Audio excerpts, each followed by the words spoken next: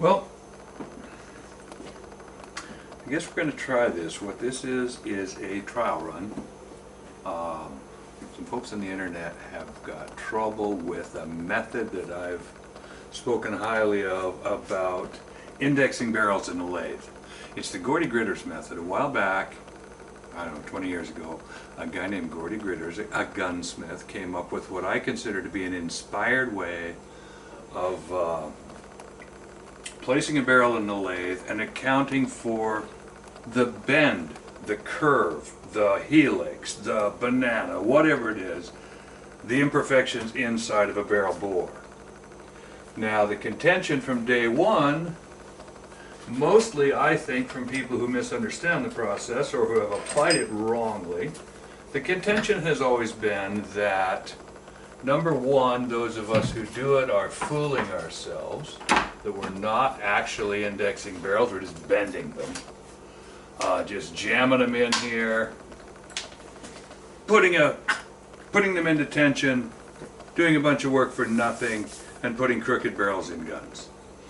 For myself, I've had barreling jobs done by a lot of people.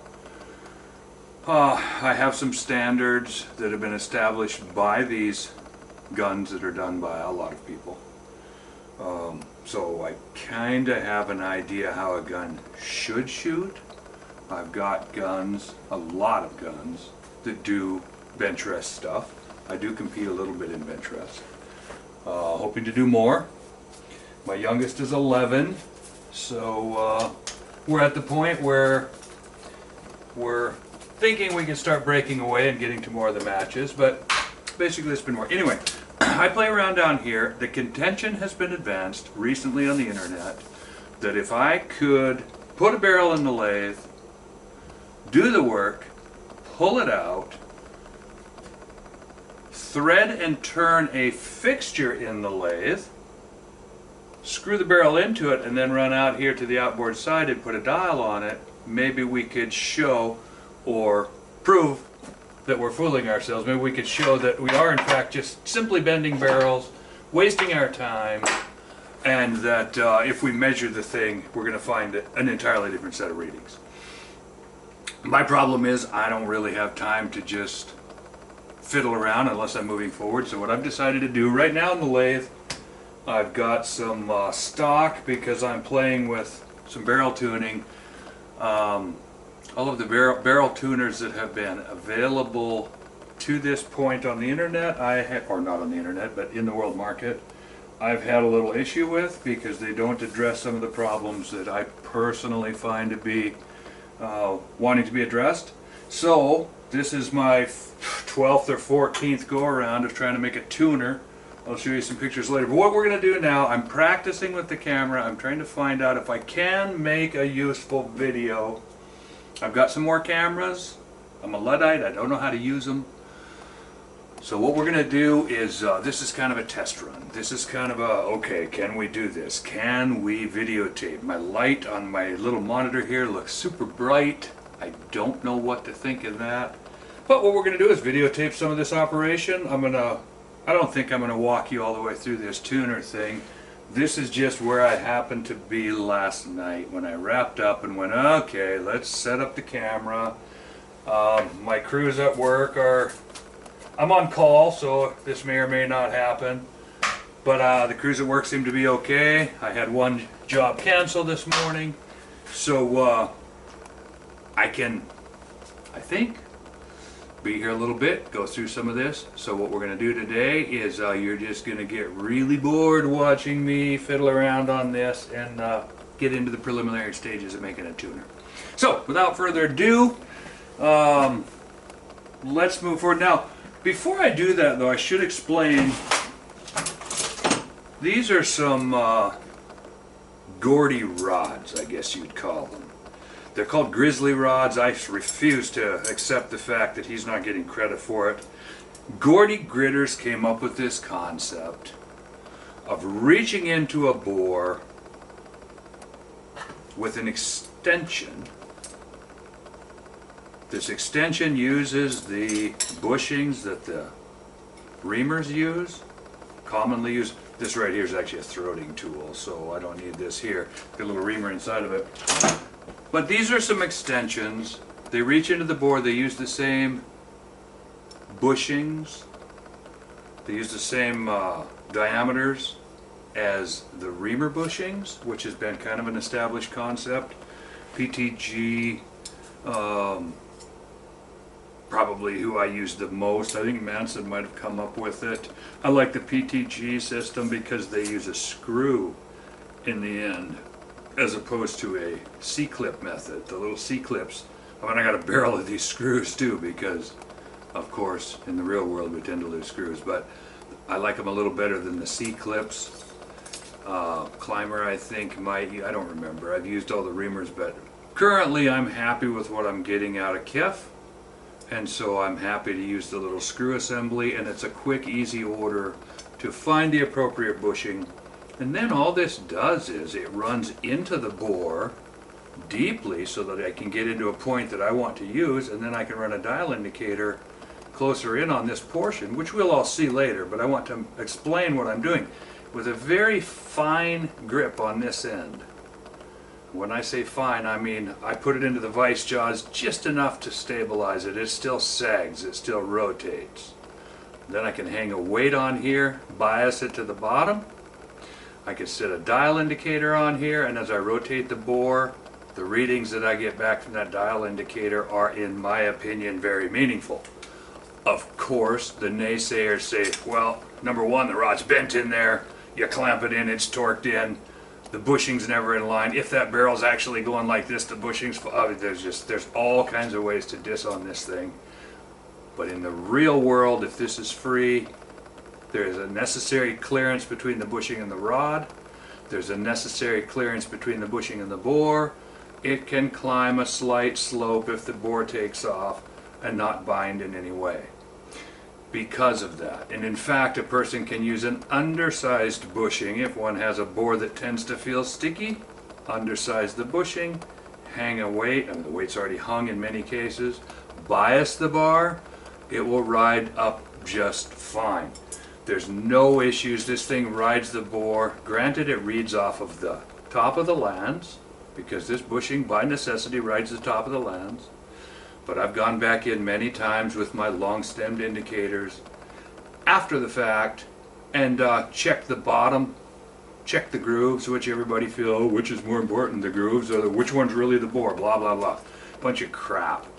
In the real world, pulling a button through or running a cutter through after that thing's honed out, you don't get much run out from land to land. You don't get this huge eccentricity. It's kind of hard to, it's just like the idea that chambers can be ovoid or egg-shaped or eccentric in some way. Took me a long time to figure out that yes, they can, because people refuse to use this method. It is entirely possible, if you've got a wandering bore, to jam a reamer in under pressure and throw the fluid at it and cut your chamber in a minute and a half and let that bushing follow the bore and cause that reamer to flex, in which case it can actually egg-shape a chamber. In any case, it's impossible to make chambers identical when the bore wanders from center line because the reamer goes out to follow it, and whether it cuts an eccentric chamber or not, it will definitely cut an oversized chamber. It can't help it. So what this does is allows me to pick a point of entry for the reamer bushing that I know is centered up on the headstock. I can pre-bore and get all my crap out of the way prior to that. Reamer goes in, engages that fixed point, chamber gets cut around it. At this point we'll probably talk about my pusher too. The fact that there's many ways to drive a reamer. I think the thing that gets most people in trouble here is their refusal to believe that steel is very flexible. I mean flexible. I mean like rubber flexible. I mean like if I take this bar and put indicators on it and exert the slightest pressure, it's bowing, it's springing like a Mongolian war bow. It's drooping, shaking, there's always a tremendous amount of flex. By the same token, a reamer, bunch of flutes, cutting edge on the front, starts to load up, it humps up like a monkey on a football. We don't want to go there. The point is that it humps up, it coils up, it reacts, it throws a kink into the reamer, and I don't care if the reamer is helixed or straight or whatever it is, that reamer does not lay there in a perfectly quiescent state. When it humps up, when it flexes, the driving apparatus may or may not, well, let's just keep the driving apparatus out of it at that point. Let's just say that the reamer does flex, that it does throw itself a little out of line, and then the effect that the driving system has on it will be different depending on the driving system. A lot of people use a floating reamer holder thinking that it'll slide off to the side and thereby follow the bore. A lot of people go fixed in the tailstock, fixed in the headstock, line everything up. But the thing that I think gets missed in this whole thing, big lathe, no flex, people presume that number one, this rigid aligned assembly, rigid and aligned in a quiescent state, rigid and aligned before it loads up, is somehow going to stay within tenths of thousandths when you throw a load on it. It's not going to lift, it's not going to move, it's not going to twist, it's not gonna... That's all. To me, that's where the fallacy lies. This is why, until Gordy's method came up, I did not do any of my own work. Babysitting a lathe was not high on my priority list because this lathe, any lathe, is moving all the time. I know of lathes that sit on 50-ton blocks of concrete 6 feet deep and 8 feet wide and 20 feet long, poured in the muck of whatever sort, poured on beds of gravel. They move. The lathe moves. Temperature difference, everything moves. Everything flexes. Always, always, always. So babysitting a lathe, keeping it on center line, trying to cut consistent chambers was something that I essentially figured was beyond my purview. Until Gordy came out with his method, I was immediately impressed. Blown away is a better term. I just went, whoa, okay, this solves all of my problems. Serendipitously, within weeks after that, Shiraz Balolia came on with these cheap Chinese iterations of South Bend lathes. And when I say cheap, I mean that the price on them is correct. This is ancient tech. The fact that some people from another country have chosen to, or been given the rights to, doesn't matter to me how it works.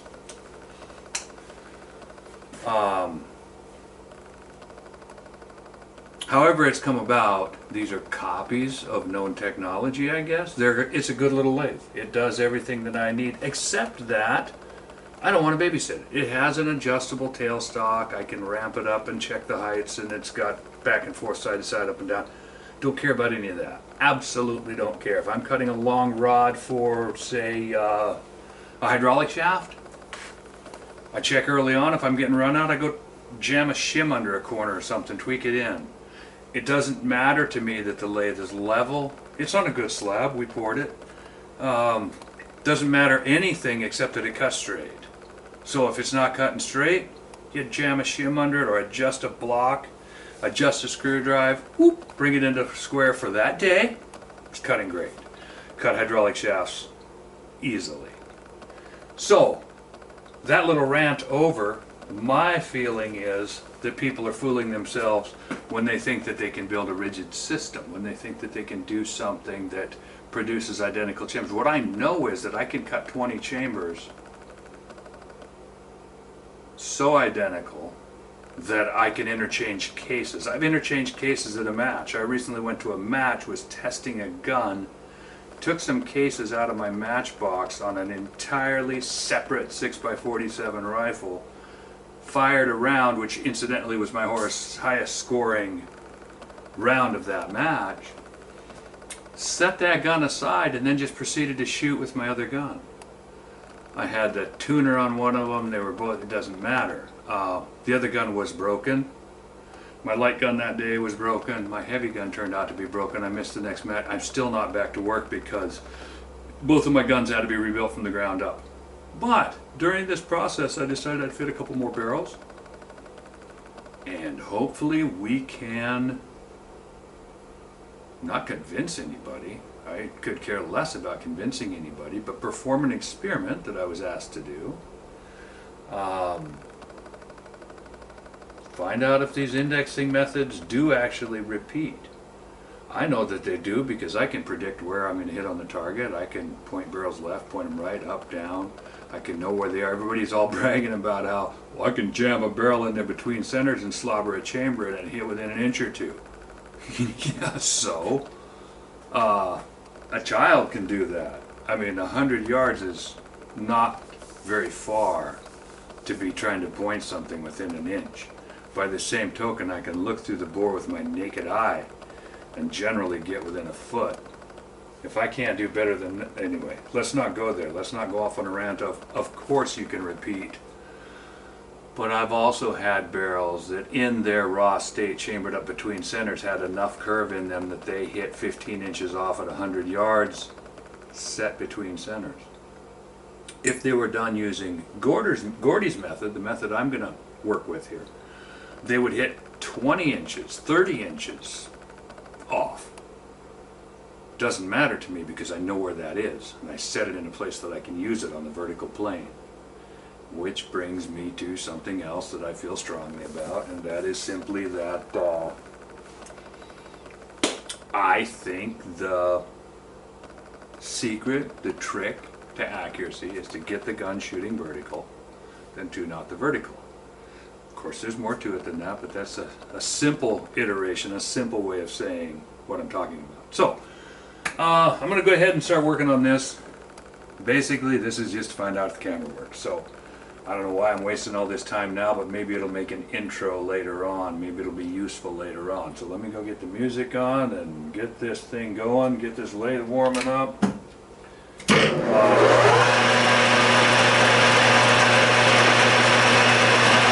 some safety on. Right now I am not ready to touch down on the lathe, but I'm just going to let it cook here for a minute.